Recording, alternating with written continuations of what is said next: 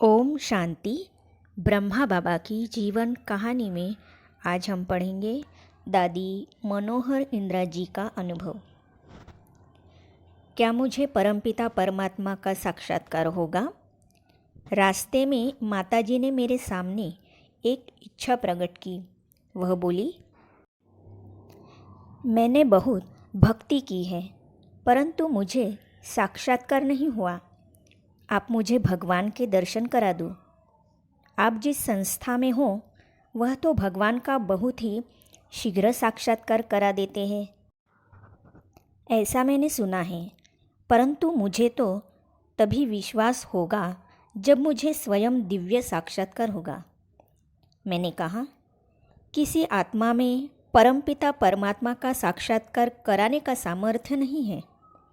यह शक्ति स्वयं एक परमात्मा के पास है। वही दिव्य दृष्टि का दाता और दिव्य चक्षु विधाता है। वह हरेक की कर्म कहानी को जानता भी है।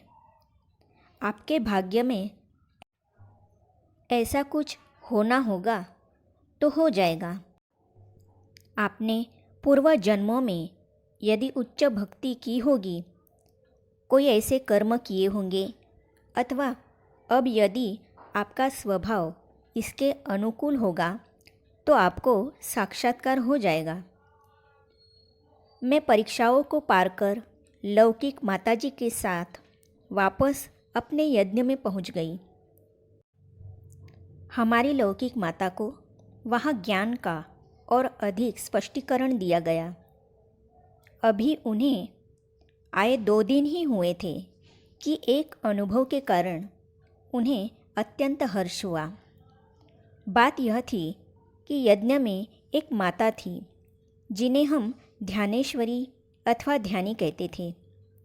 वह एक बहुत ही योगयुक्त माता थी। उन्होंने हमारी लौकिक माता को सामने बिठाकर ईश्वरीय ज्ञान सुनाया। वह पहला ही पाठ पढ़ा रही थी और इस प्रकार कह रही थी कि तुम एक अनादि अविनाशी आत्मा हो, तुम शरीर नहीं हो। भूल जाओ अपनी इस देह को। देह में आने के कारण ही तुम्हें मनोविकारों ने घेर लिया है। जब तुम विकारों को छोड़कर निर्विकार बनोगी तो सतयुगी सुखधाम में चल सकोगी। इस प्रकार समझाते समझाते उन्होंने लौकिक माता से पूछा कि आपके शरीर का नाम क्या है?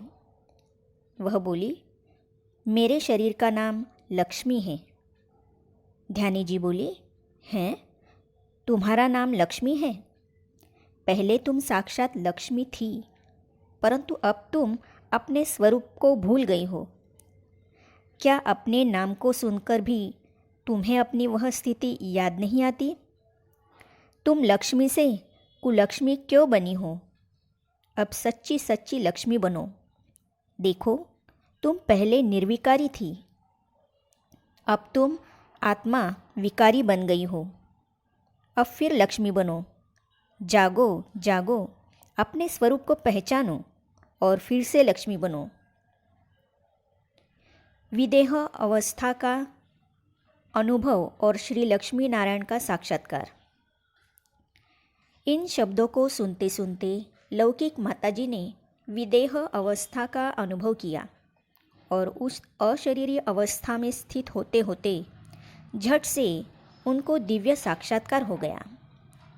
यह उनके पूर्वजन्मों की भक्ति का फल समझ लीजिए। उन्होंने देखा कि क्षीर सागर के बीच सोने का एक राजमहल है। उसमें एक दरबार है। दरबार में सर्वांग सुंदरी श्री लक्ष्मी और सर्वांग सुंदर श्री नारायण विराजमान हैं। लौकिक माताजी ने हमें यह अनुभव सुनाया और कहा कि मेरा मन करता था कि मैं उस दरबार के अंदर चली जाऊं, परंतु मुझे ऐसे करने का साहस नहीं होता था, क्योंकि यह संकल्प उठता था कि मैं अपावन और विकारी हूँ।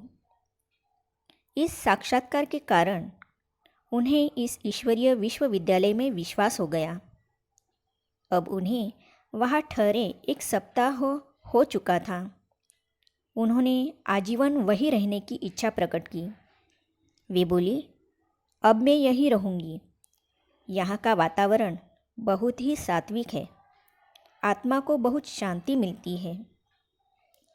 परंतु उन्हें वहाँ अधिक ठहरने की स्वीकृति नहीं मिली, क्योंकि पिताश्री ने हमें समझाया कि आप लोगों पर तो अत्याचार करके आपको घर से निकाल दिया गया था, वरना घर छोड़ने की क्या ज़रूरत थी।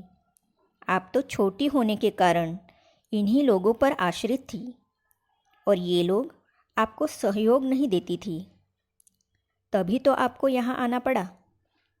परंतु यह तो घर में बड़ी है, इनकी बात तो घर में चल सकती है।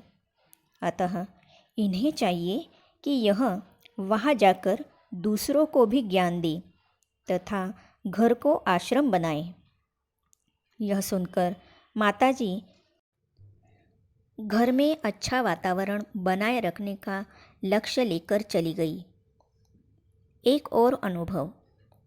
इस विषय में ब्रह्मा कुमारी हृदय पुष्पा जी ने अपना जो अनुभव व्यक्त किया उसका सार इस प्रकार है। इसे हम पढ़ेंगे अगली कड़ी में। तो ये पढ़ने और जानने के लिए इस चैनल को सब्सक्राइब करने के साथ ही साइड में जो बेल आइकॉन है उसे भी क्लिक कीजिए, ताकि आने वाली सभी वीडियो आप तक पहुंचती रहेगी। अपना अभिप्राय कमेंट में अवश्य लिखिएगा। ओम शांति।